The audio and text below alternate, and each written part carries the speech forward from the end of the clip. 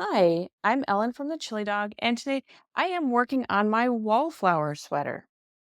Knitting a project like a sweater can be complicated because generally the instructions are not specifically written out row by row. You oftentimes need to keep track of multiple shaping elements and also your progress in different stitch patterns all at the same time. So today I'm going to show you some methods to help you keep track of your progress in more complex patterns like this sweater. Before we begin, if you enjoy our videos, consider joining the pack and becoming a member of thechilidog.com for ad-free access to our entire learning library, priority support, and more. To begin, you need to identify important shaping and pattern elements in your design. As I'm starting my wallflower sweater, I cast on a row of stitches, and the yoke of this sweater begins by working in rows. The first thing I'm going to need to keep track of is the raglan shaping that happens both here at the front and at the back of each of the sleeves. The next thing I'm going to need to keep track of is the increases that are happening and being made here at the neckline. After I get into my sweater a few rows, I'll begin working a charted stitch pattern down the center of each sleeve, so I'll need to track my progress in that. And finally, I'm going to need to track my progress in this center panel that is also a charted stitch pattern. Once you know what elements you're needing to track as you're knitting, you need to decide how you're going to track that progress. And there are a lot of different ways you can do that. You could use tick marks, making notes in your pattern. You could use a row counter. You could write corresponding rows for different charted patterns in your pattern notes, or you could use some sort of physical guide to keep your place in charts. And oftentimes when you're knitting a more complex pattern, you're going to need to use more than one of these tracking methods. And as I begin the yoke of my sweater, I actually am going to use all of these different tracking methods. So let me walk you through one by one the different methods and how they can be used to keep your place.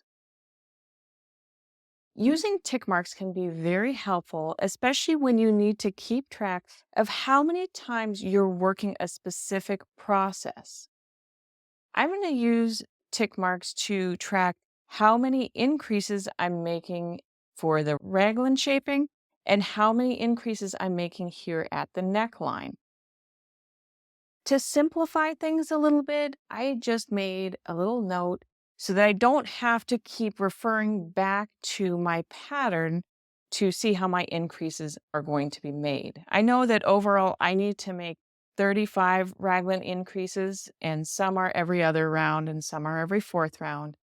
And I know that I'm going to need to make 5 increases on each side of the neckline. And again, some are every fourth round and some are every other round. And I just tracked here how many increases need to be made in each style. I also know that all of my increases are made on right side rows. So I'm only going to put down tick marks when I have finished a row where there are increases. On the wrong side rows where there's no shaping being done, I'm not going to mark anything down at all. So every time I finish a row that has raglan increases, I'm just going to put a tick mark. And to kind of condense things so I can track both the raglan and neckline shaping together, whenever I finish a row that has some sort of neckline increase, I'm just going to dot that tick mark. And there's one more thing I'm keeping track of as I'm doing my raglan increases.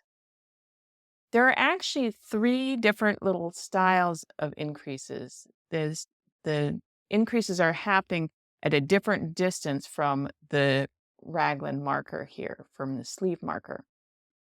So there's 1, 2, 3 different distances that I need to keep track of. So instead of grouping my tick marks into groups of 5, I am grouping them into groups of 3, so I know whether I have done that first, second, or third style of raglan increase. One of the advantages to using tick marks like this to write down your progress is that it makes it really easy to double check your stitch counts. So in my sweater here, when I cast on, I know how many stitches were cast on at the front of the sweater. I know how many stitches were cast on here for each sleeve, and I know how many stitches there were across the back of the sweater. So I can compare that to how many increases I have made. So let's double check right now to make sure that I have enough stitches and increases made at the front of my sweater. So we'll zoom in again here. And so far, first we'll count the raglan increases. I've made 1, 2, 3, 4, 5, 6, 7, 8, 9 raglan increases, and 1, 2, 3, 4, 5 neckline increases. So that's a total of 14 increases. And the front of my sweater, each side of the front originally started with 2 stitches. So hopefully I should have 16 stitches here between the beginning of the neckline and the marker here that marks the front of the sweater. So let's just count real quick. 1, 2, 3, 4, 5, 6, 7, 8, 9, 10, 11, 12, 13, 14, 15, 16 stitches before the marker. So I'm good. And again, from time to time, I'm going to check each section of the sweater to make sure that I have made the proper number of increases and that my stitch counts are right so I don't run into any problems later. Row counters can come in a number of different styles, and they work well for keeping track of what row number you're on. As I'm working the yoke of my sweater, I still need to keep track of my increases at the raglan shaping and at the neckline using my tick marks. But I got to a point where now I started a stitch pattern down each sleeve of the sweater, and the stitch pattern is charted. So I'm using my row counter to keep track of where I am in this chart. Every time I get done with a row of the chart, I advance the counter. Now I'm at the point in my yoke that I am continuing my raglan increases, and I'll continue making tick marks to track them on my little note. I'm also working a charted pattern down the center of each sleeve, and so far I've been using a row counter to track my progress with that smaller chart. And now I need to start working a larger charted pattern here at the center front of my sweater. Technically, I could use a second row counter to help me track my progress as I work this chart also. However, that would mean that I'd have a lot of things to remember to do at the end of every row.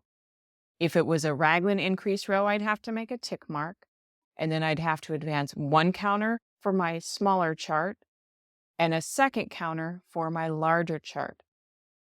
To simplify things, I decided that I'm just going to use a single row counter, and I'm going to track my progress in this larger chart. However, I still need to know where I am in the smaller chart.